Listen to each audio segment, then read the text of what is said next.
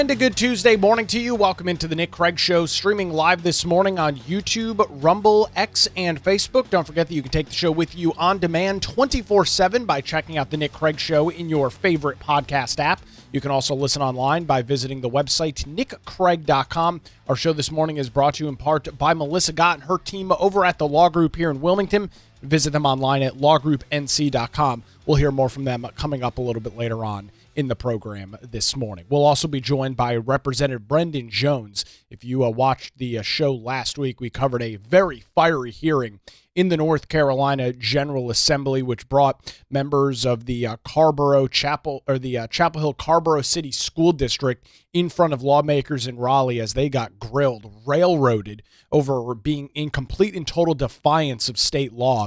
He'll join us coming up here in about 30 minutes. We look forward to the conversation with House Majority Leader Representative Brenden Jones coming up here in a little bit. But first, we start off with mean tweets. I included this in my morning line email. If you're not subscribed to that, I'd encourage you to do so. Head on over to the website, nickcraig.com. You can subscribe there completely free. You'll get an email delivered around 6:30 every weekday morning. And mean tweets is the topic of discussion today. And I mentioned in my email this morning, I feel like I've jumped in a time machine. I feel like last night I went to bed and I woke up this morning and it's 2015. That's where I feel like I am right now. Because that is all we heard leading up to the 2016 presidential election. This guy, Donald Trump, and his mean tweets. Do you remember that? I know it was a long time ago, and there is a lot that has happened in the political sphere since 2015, 2016. But do you remember the outrage at the time? Do you remember how that was a major and main talking point for those on the political left? Donald Trump is unelectable. He is unfit for office based on his so-called mean tweets. That was, of course, before social media companies ganged up on the president of the United States and banned him from social media, forcing him to go out and create his own platform that is now known as Truth Social.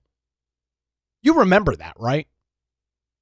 I mean, yeah, it was almost a decade ago, or in some cases about a decade ago. But you remember that taking place, right? The outrage over mean tweets. Anybody and everybody that was supporting Donald Trump at the time, of course, a lot did. He was successful in becoming the 45th president of the United States, winning in November of 2016, being sworn in January of 2017. You remember having to defend that, right? You remember having to listen to your whiny liberal coworkers or your whiny liberal family members over, I don't understand how you can support this guy. He's so mean. He says so many mean things on Twitter, coming from people that don't use social media, have never and will never use Twitter, gaslighting you and making you stand up there, sit up there and defend your support for President Donald Trump because he's mean. He's tweeted out some mean things. He's not nice. He's not acting as somebody that could be presidential.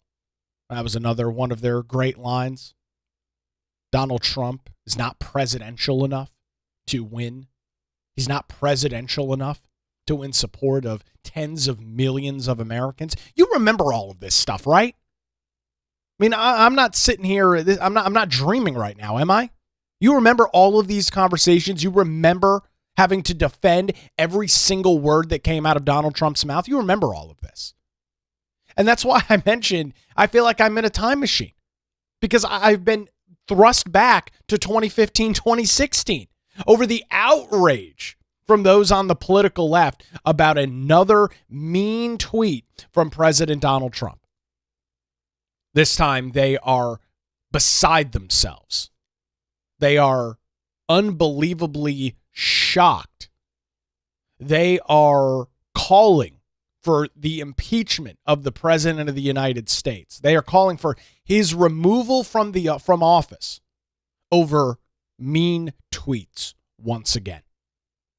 And to start off this discussion, I'm going to be as clear as I possibly can.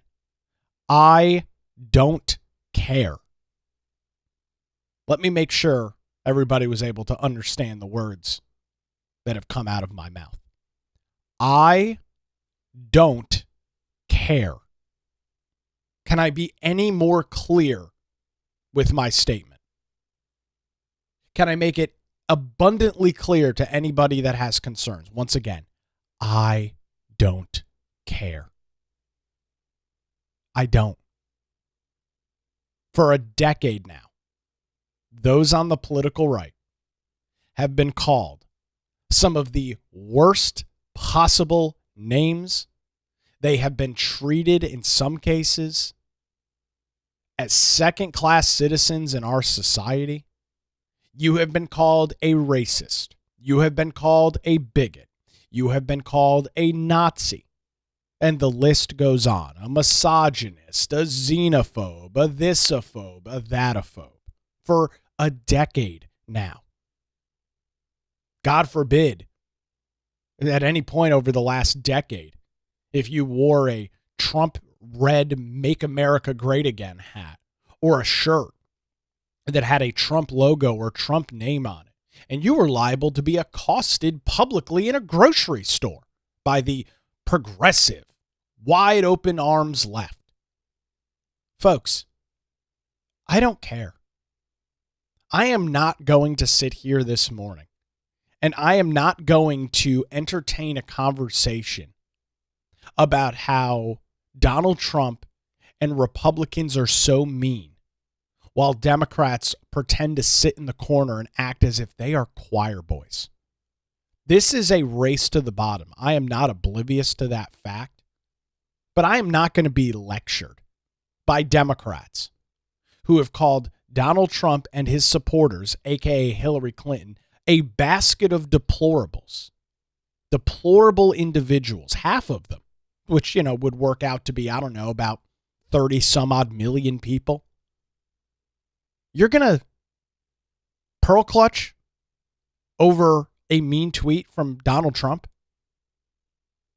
You're going to expect me to lay down on the ground and roll over and express my sympathy for mean comments? Are you out of your freaking mind? Do you have long and short-term memory loss? Do you not remember the things that have been said over the last decade? Do you not remember the comments, the commentary? Maybe you don't. And that's fair. Maybe you say, Nick, 10 years was a long time ago. 10 years. Yeah, a lot has happened in 10 years. I'll absolutely give you that. Okay, so you don't remember. Here's a great video. This is from the Media Research Center, Brent Bozel's group over at over at the Media Research Center. I found this video in doing some research last night. This video is 9 years old. So it brings us back to what I was talking about at the beginning of the show, like I've hopped back in a time machine. This video is 9 years old, and it is members of the Media Research Center reading out mean tweets that celebrities, actors, actresses, other affluent people with large amounts of social standing. This is some of the commentary that they had 9 years ago about President Donald Trump and those that support him. So again, don't take my word that Donald Trump is this big fat meanie, this big terrible guy, orange meanie guy in the White House. Let's just listen back. Let's just take a blast from the past here. Let's hop back in the Nick Craig Show time machine circa 2016. Let's see what was going on then. Tonight, Trump, America, I am your voice. Me? Dude, not true. Even if my voice did bath salts and became possessed by demons. Hashtag not my voice. Wow. If you are a Trump voter, you simply do not prioritize sexism as an equality issue. Oh, and you. You honored by NRA. Man, you are the f***ing devil. Is anyone else depressed by this tonight? Trump is a sick f***.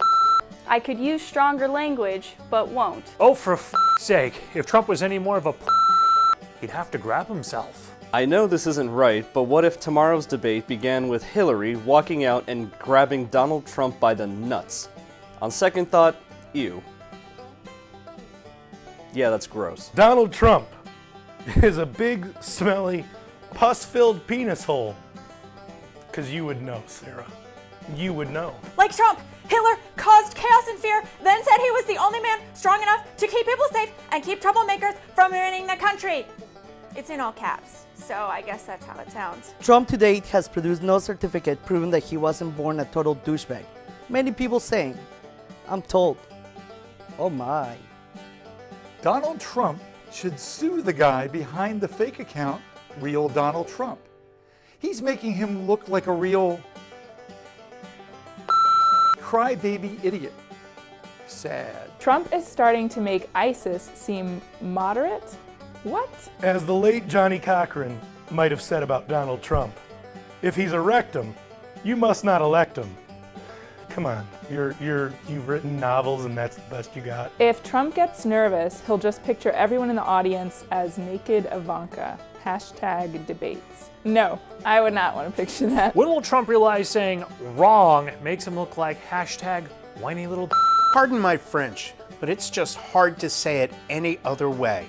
Trump is a piece of I can no longer tweet about Trump.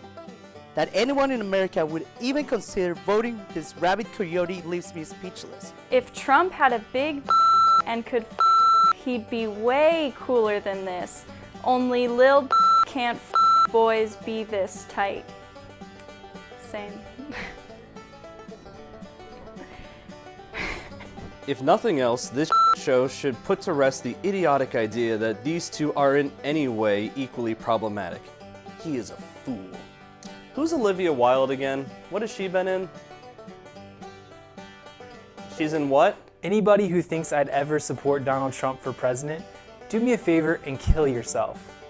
That seems a little extreme. Cosby Trump, 2016, because someone is doing all the raping. Trump's sons, douchebag Von Face and Thurston Bag III, if you'll recall, look like the date rapist in every after-school special, ever. Professional rules being calmly read before the debate. Now cue in giant orange hate turd with a bounce dryer sheet on his head. Hashtag debate night. Donald Trump picks Mike Pence as his VP, expanding his base to 3 more homophobic white guys who purchased ammo at Walmart in their pajamas. I don't know what to do for commentary. One last thought / dream. What if a V powerful grabbed Donald Trump?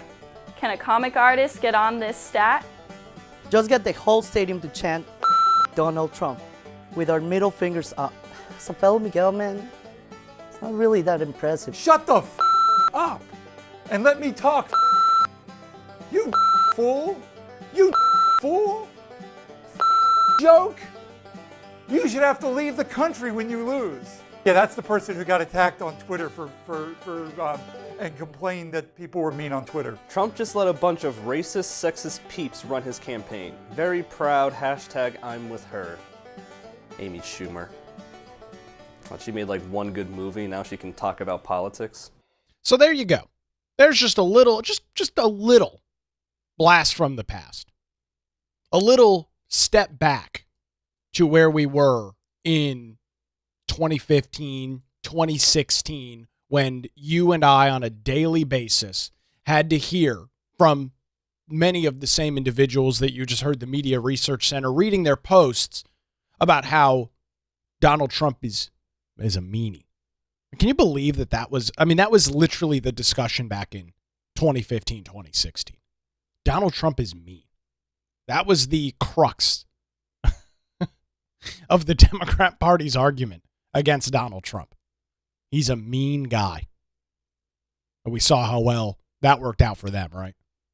The mean guy that would go on to become the 45th president of the United States, absolutely blowing out Hillary Clinton in the 2016 election, and then would do a very similar situation with Kamala Harris just 8 years later.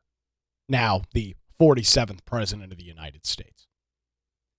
And so I bring that clip up to you. And of course, we'll talk about Charlie Kirk here in a second, because that happened just a couple of months ago. And we saw the immediate reaction from those on the political left there. I bring that up to you because this discussion over people being mean, this discussion over people saying mean things, ladies and gentlemen, this ship sailed like 20 some odd years ago. The internet, cable news, all of these outlets, this is not a discussion that people are entertaining. And at least it sure as hell is one that I'm not. I see a lot of Republicans over the last probably 48 hours talking about people being mean and how we have to denounce this kind. Give me a freaking, I'm done. I'm not denouncing anything anymore. You guys have run that well dry. It was another one of their great terms in the 2016 election. Trump says something. Do you denounce this comment? Do you denounce every freaking Republican, 70 million voters for Trump? Every single one of them has to denounce a comment. The well has run dry, folks. You've tapped the well. There's nothing left in it. Running dry. There's no water to get. You're not going to find me sitting here and bending over backwards, twisting myself into some sort of freaking pretzel so I can sit here and denounce comments. Oh my God, you've got to denounce what he said. You've got to denounce it. I don't freaking care. I'm over it. If the left wants to talk about bringing rhetoric down, if the left wants to pearl clutch, if the left wants to have this moral conversation about what is nice and what is not nice and what is mean and what is not mean, then I will say that they can begin the process and I will be happy to come alongside them. But I'm not going to start the process because you are demanding it from me. Let's look at what has happened over the last couple of months. Charlie Kirk, a young father, a very influential person in modern conservative politics, was shot in front of a crowd and assassinated while hosting a free speech event at a college university. He was shot in the neck and killed for speaking, for hosting an event in which both sides, people that agreed with him, people that don't agree with him, would show up, ask questions, and engage in dialogue and engage in conversation. For that action, he was shot and killed, assassinated, publicly executed. For in the in-person crowd, thousands of people, and because of cell phone videos and other videos that have come out since, millions of people around the globe watched him lose his life, watched him be shot. And what was the reaction from those on the political left? Some, sure, that it was a horrific thing. And from others, Charlie Kirk deserved it. And from others, Charlie Kirk was a racist POS and deserved to be shot and killed.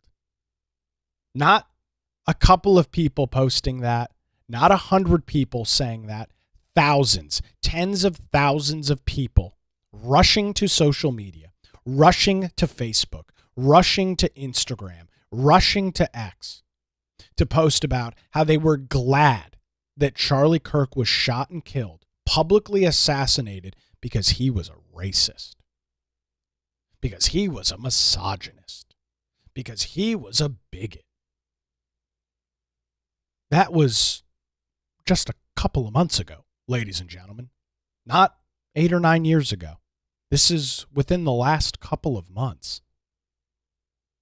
And now, today, I am going to be lectured by the political left over what is nice, what is mean, what is appropriate to say. Let me state it again. I don't care. I don't care. The political rhetoric in this country has devolved at a rapid rate. I can admit that. I'm not oblivious to the fact. I'm not living in some isolated bubble system where I don't see what's going on. I am fully aware the way in which political rhetoric has devolved over the last couple of decades. I'm not oblivious to it at all. But it takes two to tango. And I'm not going to sit here and I'm not going to defend and I'm not going to have to proclaim that it is the Republicans, it is conservatives, it is those on the right that are responsible for political rhetoric. That it is those on the right that are responsible for mean things being said. Charlie Kirk was assassinated 4 months ago. Donald Trump, a little over a year and a half ago, came inches away from having his head blown up on a stage in Butler, Pennsylvania. What happened after Donald Trump was shot? Same reaction. People, oh, well, he only got nicked in the ear. Ugh, if only the shooter was a little bit more accurate. This is what people were saying. And we're not talking about fake accounts on social media. That was one of the things that got levied at me yesterday. Oh, who are you talking about? A bunch of Twitter trolls? No, we're talking about prominent people. Current elected officials in New Hanover County, 2 of which are running for higher office. Judy Justice praised the shooting on Donald Trump, Butler, Pennsylvania, July of 2024. Tim Merrick, who's in the news today, he's running against current county commissioner Dane Scalise for the North Carolina House, said Charlie Kirk deserved to be killed because of his rhetoric. He deserved what he got because of the things that he said. And those are the individuals that are going to lecture me.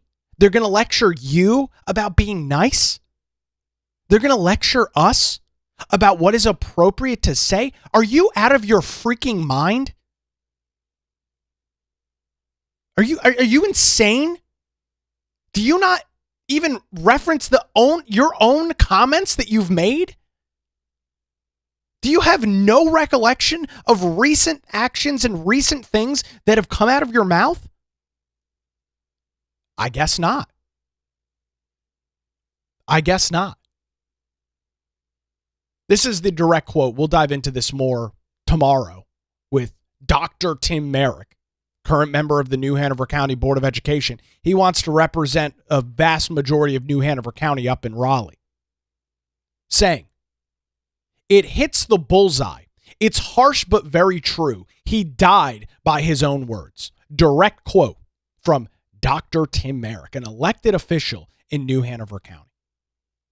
And I'm sure he would be the first to run to a megaphone, to run to social media, to say that Donald Trump is being mean.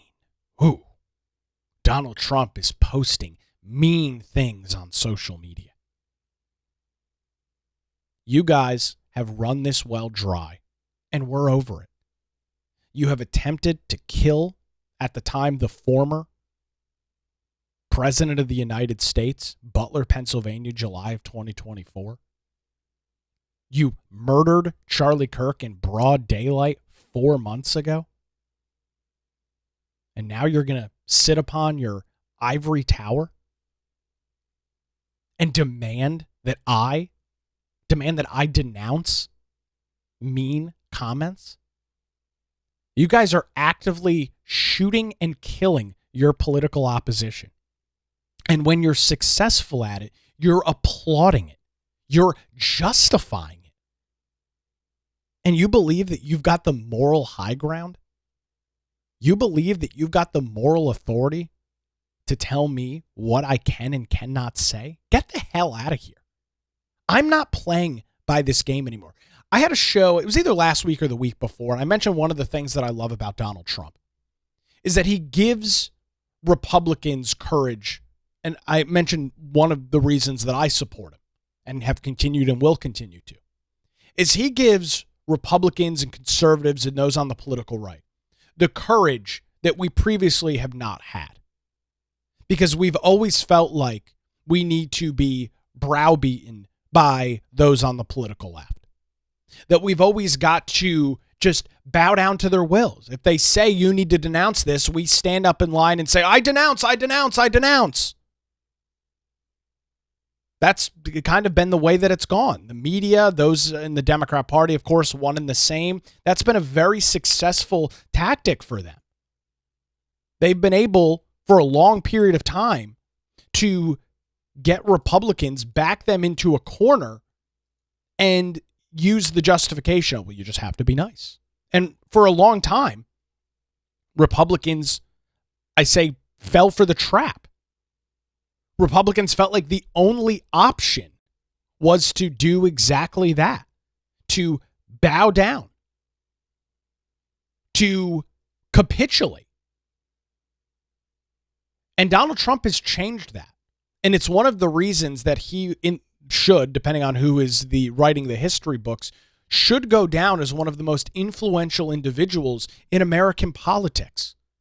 Because he broke the mold that had become so consistent within Republican, conservative, GOP politics, that we're always on the defense, that we're never on the front lines, we're never on the attack. We're always on the defense. Our back is always up against the corner. There's nowhere to go. There's nowhere to move. We're trapped in the room because the media and those on the left are bearing down on us. And the only option is to drop to our knees and plead for forgiveness from individuals that will call you a Nazi, individuals that will call you a racist, individuals that will say some of the most vitriolic, hatred things about you.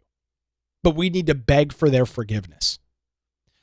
This image is it's a cartoon, so, it's not real life or anything like that. But I saw this post on X yesterday, and I'm going to show it to you. It's not the most family friendly thing, I'll admit. And it's from some Twitter account. I don't even know who this guy is. But he posts this image, and it's a cartoon of, I'm not going to describe it, but you can see the cartoon for those watching on screen. And the quote is, "But we condemned Trump's Rob Reiner post." And this really, really stuck with me. This really, really kind of drove home the point that I'm making to you this morning. The left, those in the media will want to say, oh, you need to condemn Trump's post about Rob Reiner.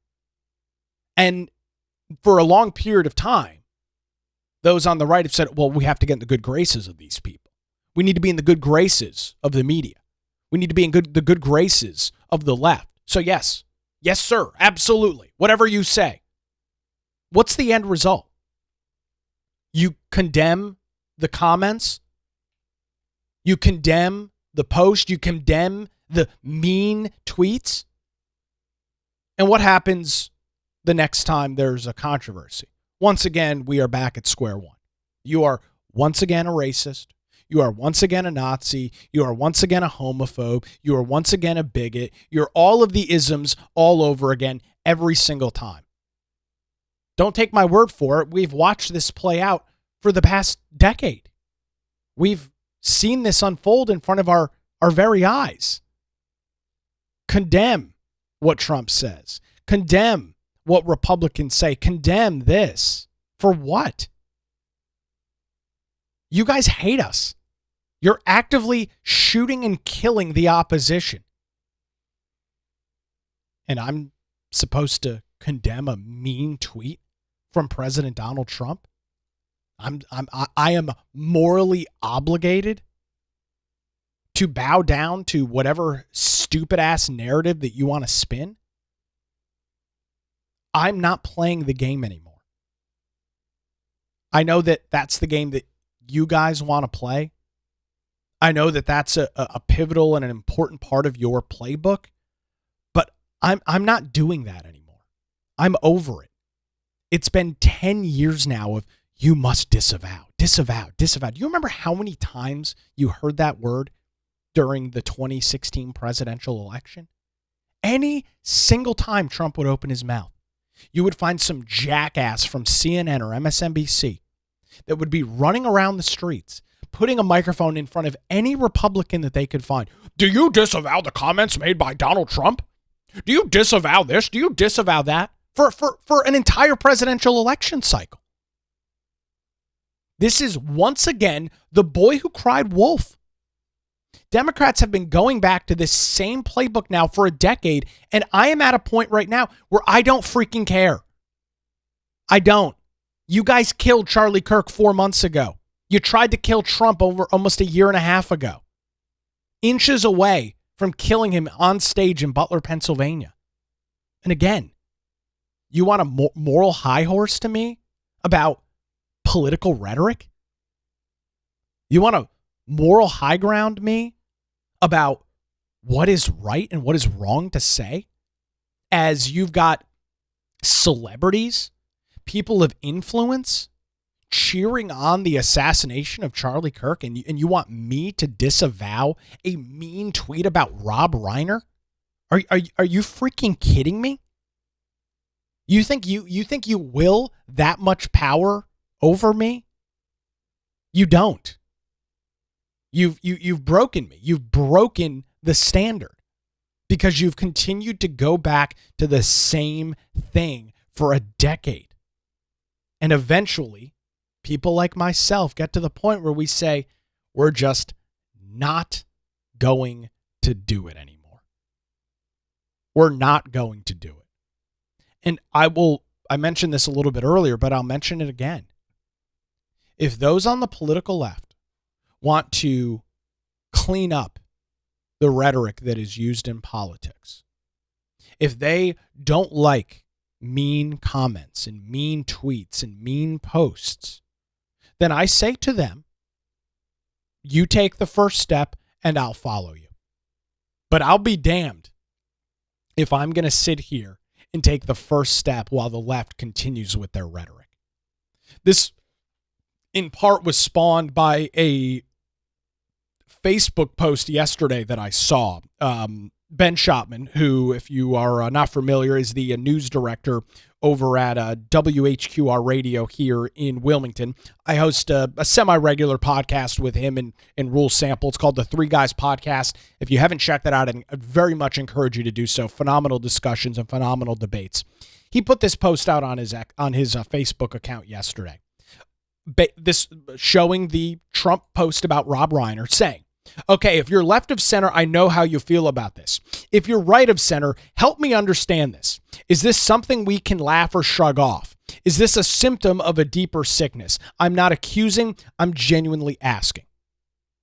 And so that was his post, which is a fair and fine one. Ben is very affluent in how to get social media engagement. And as I read through the posts, as I read through the comments on this Facebook post, of which there are a lot, there's like 170 comments on this post. The amount of times that I saw the word Nazi and a-hole and racist and F this and F that. So in the post about how Donald Trump is mean, in the post about how Donald Trump's post about Rob Reiner getting stabbed by his son and killed, in the post about how that is wrong, dozens of Democrats took it upon themselves to equate Donald Trump to those operating in Nazi Germany pre-World War II and during World War II. Do you not see the irony in that? Do you not see that you are doing exactly what you allege you are so pissed off about? Are you that oblivious? And I think the answer is yes. In the post about Rob Reiner, Trump highlights TDS, Trump derangement syndrome, and it's on full display right here. Democrats who are pearl clutching over mean posts from Donald Trump are calling him a Nazi. Are you missing the mark? Are you that dense? Are you so involved in your echo chamber that you don't even see the irony in what you're saying? They don't. They're oblivious to it. And so I threw my 2 cents in on the I threw my 2 cents in on the post trying to find exactly what my comment was. And I said, just months ago, people were publicly celebrating the assassination of someone that they disagreed with politically using the same lazy smears that you see in these comments. Nazi, extremist, etc. Spare me the outrage. And as you can imagine, that got the reaction that you would expect. from Democrats talking about how this isn't political and you don't understand and you're disgusting and this, so on and so forth. It's just nuts. Aqua Blue, great comment in our Rumble live chat. I respond, pot, kettle, black. Don't throw stones in a glass house, which is exactly what the left is doing. And so, again, I feel like I've traveled back in time. I feel like I'm back in 2015, 2016 with the exact same conversation taking place. And I'll admit, in 2015 and 2016, I would have been liable to go, oh, this post from Trump. I can't stand with this. I disavow these comments. I disavow this kind of political rhetoric. I probably was liable to do that back in that period of time because I didn't know any better. And I thought that somehow, if I had made those comments, if somehow I had capitulated to those on the radical left, that I'd wake up one day and I'd be in their good graces. But one thing I've learned absolutely for certain over the last decade is that no matter what, you as a conservative, you as a Republican, you as somebody that supports Donald Trump and the MAGA movement, you will never be in their good graces. You are never going to gain favor from those on the political left. You are not. And it is a fool's errand to try and pretend that if you just disavow enough, if you stand up and say, I don't like this enough, that somehow you will find yourself in their good graces. Ladies and gentlemen, it's never going to freaking happen. Stop fooling yourself. Stop playing the game. They hate us. They believe and equate us to some of the worst individuals that have ever existed in world history. The likes of somebody like Adolf Hitler. Go on social media any day. Turn on cable news any day. And you will see the same clowns, the same jokers making the comments over and over again. Every single day. You're not going to win these people over. I don't care how loud you scream and how high the rooftop is. You can scream until your voice is shot about how you disavow Trump's post about Rob Reiner. Democrats are still going to hate you. Those on the political left are still going to hate you. You are not going to win favor with them. I don't know how I can say that any more clearly. You're never going to win their support. They're never going to like you. They're never going to support your ideas. And in response to that, I say to hell with them. We're not playing the game because it doesn't matter. You're not trying to support us. You're not trying to win us over. They just want Republicans to disavow Trump. For what reason? I have no freaking idea. It's not like they're ever going to support. It's not like they're ever going to support you. They'll use you as a useful idiot in that situation and go to their liberal friends and say, hey, look at this. Did you see that Nick Craig disavowed Trump? Did you see that Republicans, did you see that conservatives are disavowing Trump? They'll have that conversation over their swanky dinner party. And then it'll be back on to Donald Trump and all of his supporters are a bunch of racists, a bunch of homophobes, a bunch of bigots, a bunch of sexists, a bunch of authoritarians, a bunch of Nazis, and the list will go on. You're not going to get in their good graces. My recommendation, my advice to you is don't bother, don't try. We don't need their support. I'm not interested in their support. Those on the political left are against the vast majority of what you and I stand for day in and day out. They are against a limited government. They are against people having the freedom to live in this country and operate in the way in which they want. They are against all of the things that we support. And so you're trying to win over favor with them? The people that disagree with 90% of what you believe in. You're trying to win them over? You believe that you're going to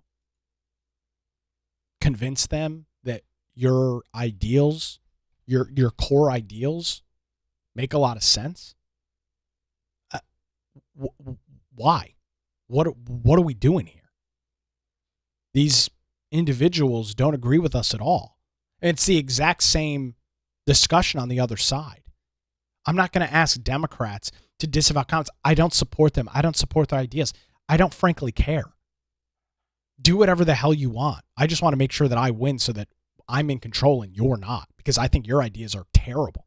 I think your ideas are crazy, and I don't support them. Quick clip from The View. Surprise, surprise. Anna Navarro. I can't play the video. I'll probably get a copyright strike on YouTube. Here's Anna Navarro, who had no problem when she was working at CNN during the 2016 election, calling Trump and his supporters a racist consistently. Here is her lecture on Donald Trump's post on Rob Reiner. At the same time that he was making brilliant film work, he was also deeply engaged. There wasn't a cause he didn't care about. He cared about immigrants. He cared about equality and justice. He spoke up in defense of democracy at a time when so many... Spoke up in defense of democracy. Yes, absolutely. Defense of democracy. Has that played its course yet? We've only been bitching and complaining about the end of democracy now for a decade. Has that played its course yet? Have we finally gotten to the end of the road on that one, that American democracy has not been destroyed by Donald Trump? Have we come to that conclusion yet? I guess not. In the media industry, so many with a platform are afraid to speak. He put his money and his mouth where his heart was. And for Trump to have put that out today, I'm going to say it. You know, damn it, there's an American family grieving. Yeah. This is a tragedy, not just for the family, but for all who knew and loved him. And for the President of the United States to make this about him and a way to attack Rob Reiner because he exercised his American right to speak up with what he disagreed with is shameful, is disgraceful, and out of all the disgusting things that Donald Trump has done, this is right up there. Ah, yes. All of the disgusting things. There's an American family grieving. I don't remember Anna Navarro making those comments. Don't remember Anna Navarro making those comments when Democrats were cheering on the assassination of Charlie Kirk. I don't remember that taking place. Maybe I'm wrong.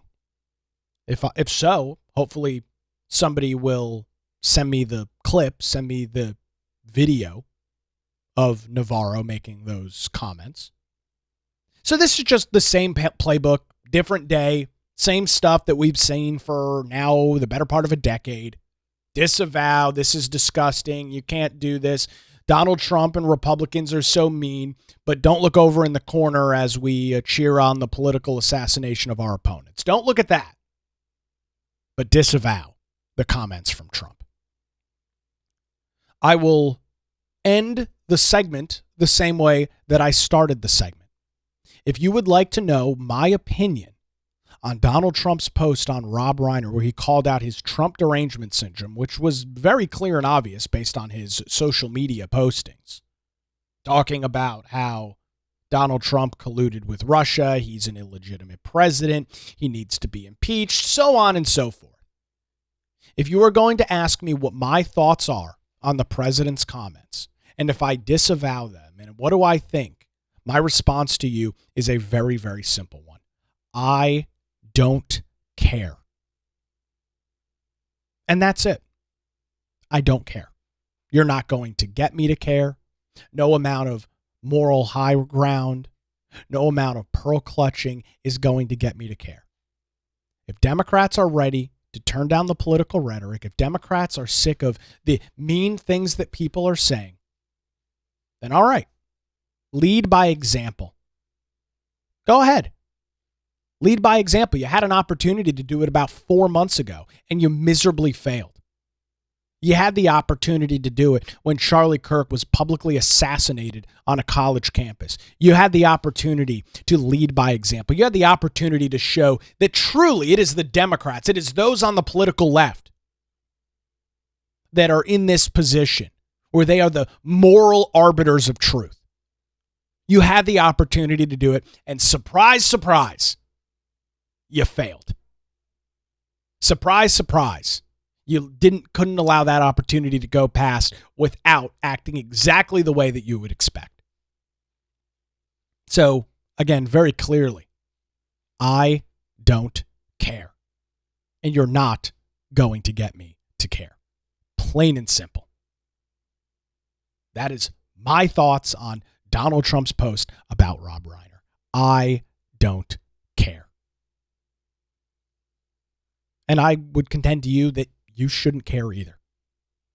Don't fall into the left-wing hysteria. You want to say, oh, I don't think Trump's post was appropriate, but that's fine. Say that. I don't really care. That's totally a normal, appropriate reaction to have. I don't think that's appropriate. Okay, fine. But don't sit here and get down on your hands and knees and beg for forgiveness from people that are object to everything that you support, all of your basic ideals and principles. Don't subject yourself to that kind of garbage. We're not playing that game anymore. It's over with. To quote Dan Bongino when he was hosting his radio show, cutesy time is over. We're not playing by this game anymore. You've allowed this thing to run its course. It's the same damn playbook that we've seen for 10 years now. And I'm just not doing it anymore. I'm not partaking. So if you're looking for Republicans and conservatives to disavow Trump, you're going to have to look somewhere else because I just don't freaking care. I just really don't. So there's my thoughts, my commentary on the Rob Reiner situation and Donald Trump, which, by the way, in a news update on that, his son, in fact, Nick Reiner, as we covered yesterday morning, was being reported exclusively by People magazine. His son has been arrested. There was apparently some sort of argument and fight going on, and Nick Reiner decided that he was going to stab and kill both his father and mother. He's being held under, I think, a $4 million bond in Los Angeles. It's going to be very interesting to see what those details are when they come out. Nick has had a very troubled history with drug abuse and some other issues, so we'll continue to track that as we get any additional pertinent details. We'll bring them to you right here on the Nick Craig Show. Want to remind you that coming up, actually tomorrow, for those watching the show live this morning, coming up tomorrow night, we will be hosting our monthly holiday hangout for those that support the show financially over at patreon.com/Nick Craig. You still have time to subscribe to that. We'll get together for a couple of hours as we do once every single month, chat about news of the day. Maybe we'll talk a little bit about this story and more as our holiday hangout, our final one of 2025, takes place Wednesday night, December the 17th, 7 p.m. Make sure you check your email, patreon.com/Nick Craig. I'll send out a final reminder to everybody tomorrow afternoon. You can still get in, patreon.com/Nick Craig. Thanks to those that support on Patreon for their continued support, and thanks to the law group here in Wilmington for their support of the Nick Craig Show. Melissa Gott and her team. I want to let you know that when legal challenges arise, make sure you put your trust in the law group. Since 2003, their experienced attorneys have provided high-quality, affordable legal services across Eastern North Carolina. Whether you're facing a divorce, navigating a real estate transaction, or maybe you're in a position where you need a strong defense, the law group has your back. Their dedicated team ensures your questions are answered and issues are resolved as quickly as possible. Great news, ladies and gentlemen. They're located in downtown Wilmington and just a phone call away at 910-251-6088, or you can visit them online at lawgroupnc.com, 910-251-6088, or their website, lawgroupnc.com. The Law Group, experience and dedication you can rely on. Appreciate the Law Group and Melissa Gott's continued support here of the Nick Craig Show. All right, we'll grab a quick break. On the other side, the House Majority Leader and Representative Brenden Jones joins us coming up here on the Nick Craig Show to talk about what was a very fiery committee meeting in the North Carolina General Assembly last week. He joins us after this as the Nick Craig Show rolls on a Tuesday morning, streaming live on YouTube, Rumble, X, Facebook, and available 24/7 wherever you get your podcasts.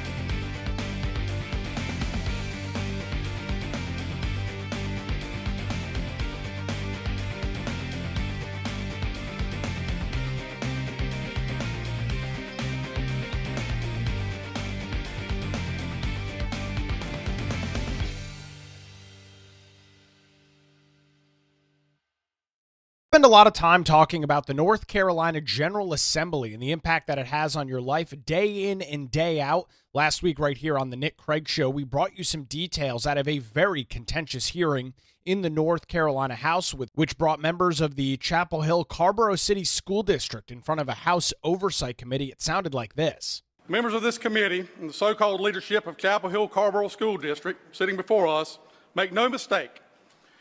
You're not here today because of a misunderstanding. You're here today because you chose to wage war against the law. You chose to deceive the public. And now you're here because you got caught. And I'll be honest, for the next 2 hours, it's going to be uncomfortable because you deserve to be uncomfortable. You failed in your duty. And worse, you failed the families that trusted you. Let's start with the facts because they are not disputed. The voice that you heard in that clip is the majority leader in the North Carolina House, Representative Brenden Jones out of Columbus County. To walk us through some additional details from that committee meeting, it's my pleasure to welcome Representative Jones to the Nick Craig Show this morning. Representative Jones, walk us through that meeting last week. Well, I really believe we had a good committee. I think we exposed things that need to be exposed. We have received thousands of phone calls, text messages, emails, from all across North Carolina and all across this nation, parents that are just absolutely tired of this trash being crammed down children's throats. I think we exposed that they were not being honest. I think they perjured themselves, and we proved that. What's even more disappointing is I received a letter from the minority leader, Robert Reeves, mad because I hurt his members' feelings. Now, keep in mind, he didn't care about the children or that he even showed up to the committee, which he's on. But that just goes to show where they are these days. It's not about what's right and wrong. It's about their agenda and making minions out of these poor children. So I think this was a good first step of exposing what's happening in the school systems. One of the things that you mentioned during the hearing and some of your other colleagues on the Republican side in the House continue to mention is that we are no longer going to put up with schools or really any entity across the state that is in absolute defiance of state law. Representative Jones, you and your fellow committee members brought receipts, and it's like you were just staring into the abyss. You couldn't get answers out of the members of the Chapel Hill Carborough City School District. And I think that's where you saw my frustration. My frustration is just be a man, admit to what you've done. Just like I told Griffin, I said, you got caught. Just man up and say, hey, we're going to right the wrong. That's all we were trying to get to, for them to admit that they were wrong, that they broke the law, but they were going to adhere to the law. And all the way up to the very last moment of that committee, they defied state law. They defied that they were ever going to do the right thing, and they never agreed to. But I've had my staff who did a wonderful job getting this stuff put together. They've reached out to the school system. We're going to now request that they send us monthly reports to let us know what actions are taking place to right the wrong. And if they don't adhere to that, we'll see them again real soon. One of the things that I think a lot of parents probably took away from this hearing is, yes, obviously it was focused on the Chapel Hill Carborough City School District, but Representative Jones, let's not be ignorant to the fact that this is probably going on in not maybe all, but a lot of other school districts across North Carolina. How do we make sure that those other districts that aren't hauled in front of this House Select Committee on Oversight follow the state law as it's written? Well, I think that committee opened eyes to a lot of folks in the school system. I think you're going to see a lot of compliance taking place right now. We have got staff working now to look through these other school systems as well. So they will find themselves hauled right up in front of that committee if they're doing this as well. We're going to protect children. That's why we were elected. And we're going to continue protecting children, and we're going to make sure these systems adhere to the law. Representative Jones, what do you make of the complete and total defiance of state law? This isn't in private conversations and in private text messages. You and your team brought forth the receipts. You played a video of the chairman of the Carborough School District stating on public video that they were going to ignore portions of state law. What do you make of just that outward defiance that we don't like the law, therefore we're not going to follow it? That's why they found themselves in front of my committee, and they will adhere to the law, or we will help them adhere to the law come short session. They're not going to give the middle finger to this General Assembly. I can promise you we're going to do everything within our power to make sure not only this school system, but every school system in the state of North Carolina follows the law. One of the points I made last week in watching this hearing and then playing some of the clips here on the show is that it's kind of a miserable situation. Let me be clear. I appreciate that you guys passed the Parents' Bill of Rights. But Representative Jones, isn't it kind of a miserable situation that you have to pass legislation in Raleigh so that parents can know what is going on in their children's classroom? Where did we go off the road on this?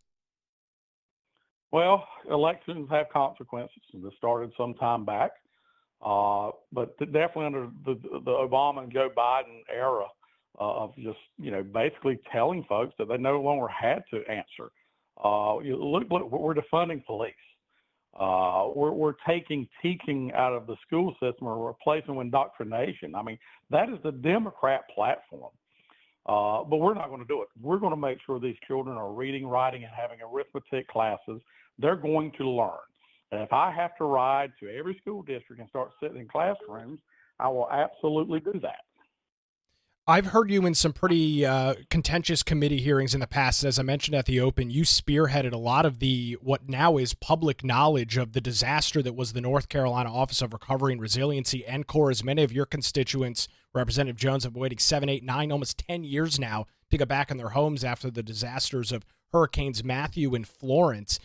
How would you rate this committee meeting? Obviously, a lot of good information coming out of it, but again, not a great situation that you have to haul elected officials in front of the House Oversight Committee to get answers to what's going on. Well, again, you'll see that the ones we're hauling in are part of the Democrat Party. I hate to say it, but fact's fact.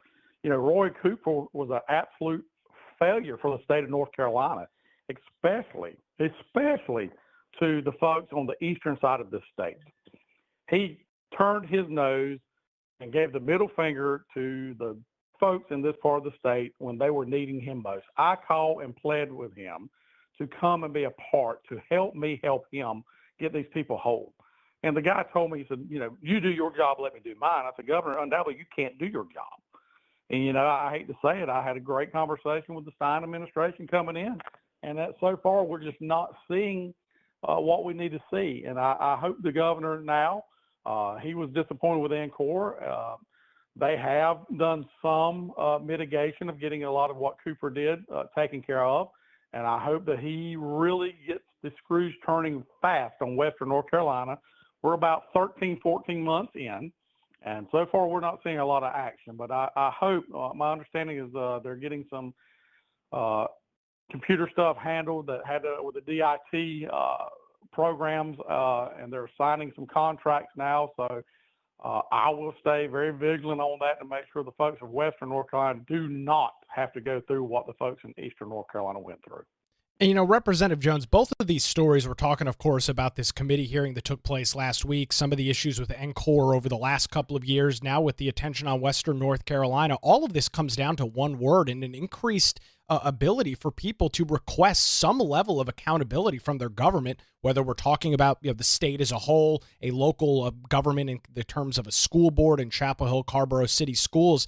Folks seemingly want accountability from their government. Sure they do.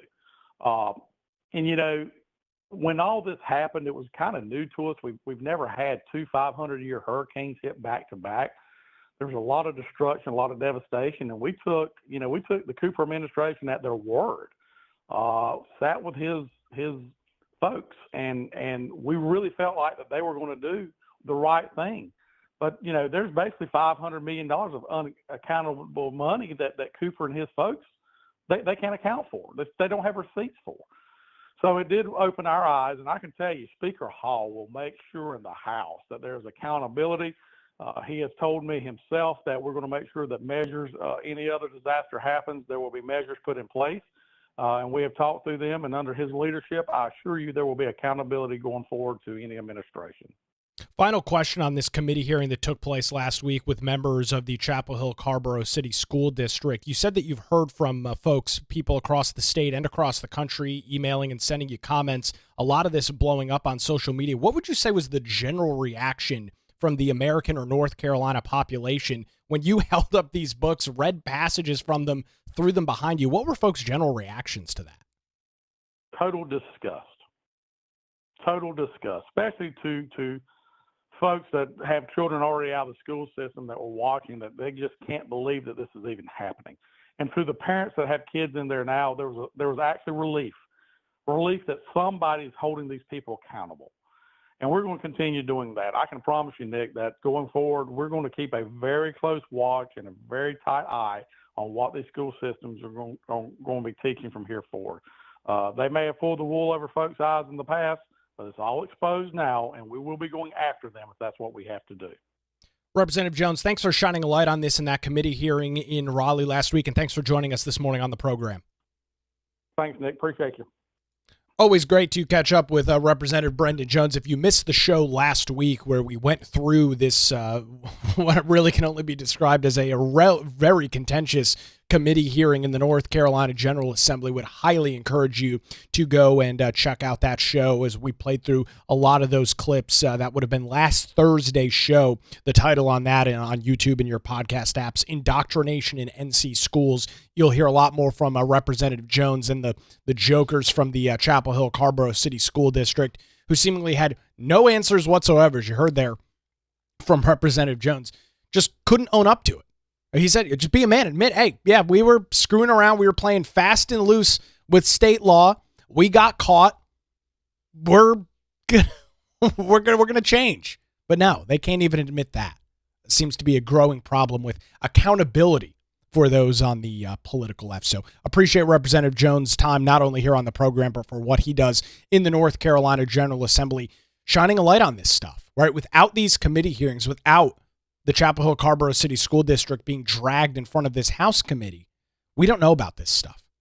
Yeah, you might read about it on social media, but you don't see it in this form. And that's very, very important. And the reaction to that has been, of course, exactly what you would expect it to be over softcore pornography and very inappropriate books being in classrooms across the state of North Carolina, more particularly the Chapel Hill Carborough City School District. So we'll keep an eye on that. And in looking at some posts on X this morning, Representative Jones highlighted out some of the ongoings in the Buncombe County School District. That would, of course, Buncombe County hosting the city of Asheville. He posted this on his X account last night saying, my staff uncovered that Buncombe County Schools is making books like She, He, They, Them and the Gender Identity Workbook for Kids available in their elementary school libraries. Looks like you're on deck, Buncombe. So maybe we'll see some of those individuals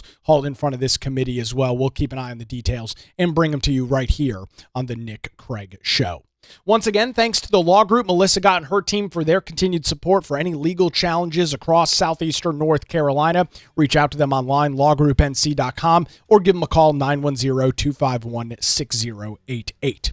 That's going to do it for a Tuesday edition. The Nick Craig Show streams live weekday mornings, 7 a.m., YouTube, Rumble, X, Facebook, and of course is available 24/7 in your favorite podcast app. We'll do it again tomorrow morning right here on the Nick Craig Show.